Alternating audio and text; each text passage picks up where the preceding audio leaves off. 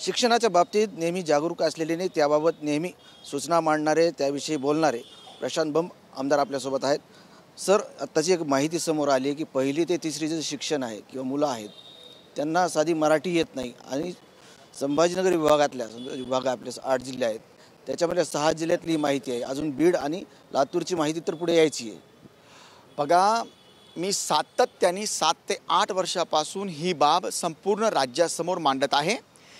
पुढच्या 5-7 वर्षात मी सांगितलं होतं त्यावेळेला की अशी अशी क्षती होईल रेकॉर्डवर. तसं घडतं ही मला स्वतःला दुःख देणारी आणि आपल्या राज्याकरता खरं म्हणजे लज्जास्पद गोष्ट आहे. एकदा तो पिरियड निघून गेला वयाच्या, म्हणजे जेव्हा मुलगा 1लीपासून तर 7वीपर्यंत असतो ते जे बेस बनतं तेच त्याच्या आयुष्याला कलाटणी देत असतं. आणि आज आपल्या राज्यामध्ये प्राथमिक आणि माध्यमिक एज्युकेशनचा बोजवारा उडालेला आहे. मी सातत्याने त्याची कारणं जी आहेत ती मी सांगितली होती की सन्मान्य शिक्षक महोदयांना आपल्या देशाने आणि राज्याने मिलिटरीवाल्यानंतर सर्वात मोठी जबाबदारी म्हणून गलेलठ्ठ पगार देऊन त्यांना त्या ठिकाणी ठेवलेलं आहे. मी हे शब्द याकरता वारंवार वापरतो. मी कित्येकदा विनंती केली, आजही तुमच्या माध्यमातून विनंती करतो की त्यांनी सगळं सोडून आपापल्या गावामध्ये जाऊन मुक्कामी राहावं. कारण 10 ते 4 फक्त शाळा शिकवणं हा त्यांचं काम नाही. त्यांनी 24 तास गावामधला संस्कार देण्याचं काम, गावामध्ये व्यसन मुक्ती करण्याचं काम, ही सगळी कामं शिक्षकांची ॲक्च्युली असतात.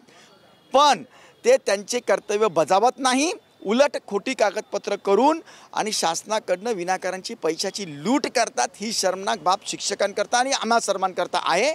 पुन्हा एकदा त्यांची मी हात जोडून विनंती करतो की ह्या गोष्टीला तुम्ही एकदम सिरियस घेऊन स्वतःची मुलं कशी शिकतात, स्वतःची मुलं कुठं शिकवतात, तुम्ही स्वतःची मुलं प्रायव्हेट शाळेत शिकवतात. ज्या प्रायव्हेट शाळेमध्ये 15,000 पण पगार नाही आहे, आमच्याकडनं 60,000 ते 1.5 लाख रुपये पगार घेतात. म्हणजे याच्यात सगळं आलं. मला काही जास्त बोलायचं नाही आहे या बाबतीत, पण मी या गोष्टीवर सातत्याने पाठपुरावा केला आणि आता मी मोहीम हातात घेतो आहे. कोणत्याही परिस्थितीमध्ये दर्जेदार शिक्षण हे व्हायलाच पाहिजे, हे माझं मत आहे. आणि त्याकरता कायदेशीर घटनेच्या चौकटीमध्ये मी पूर्ण प्रयत्न करेल. वेळ प्रसंगी त्यांच्यावर कठोर कार्यवाही मी आता करायला शासनाला भाग पाडेल. तुम्ही स्वतःने मी ही भूमिका घेता, पण सरकार कुठं भूमिका घेताना दिसत नाही, विरोधक भूमिका घेताना दिसत नाही.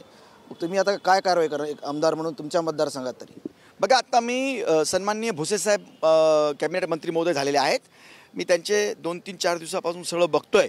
ते चांगल्या पद्धतीनं त्यांनी चांगली सुरुवात केली. मला अपेक्षा आणि मला विश्वास आहे की ती या बाबतीमध्ये दर्जेदार शिक्षणाबाबतीमध्ये जे काही पावलं उचलायला पाहिजे ते चांगल्या पद्धतीनं उचलतील अशी मला त्यांच्याकडनं अपेक्षा आहे.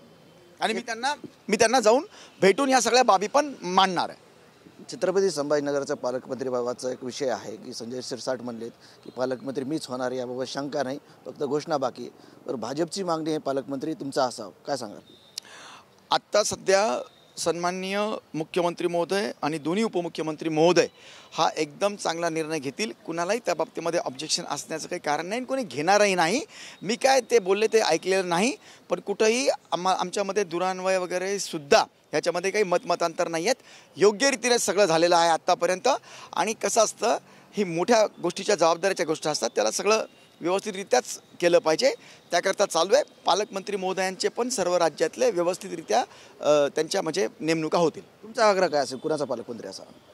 माझा आग्रह असेल की सन्माननीय मुख्यमंत्री महोदय आणि उपमुख्यमंत्री सांगतील तेच पालकमंत्री असावे. नक्कीच होते प्रशांत बंब आणि मुख्यमंत्री ठरवतील तोच पालकमंत्री असावा अशी त्यांची भूमिका आहे. कॅमेरामन हर्षल निक्कमसह संजय सर्वदे, TV9 मराठी, अंतरवाली, छत्रपती संभाजीनगर.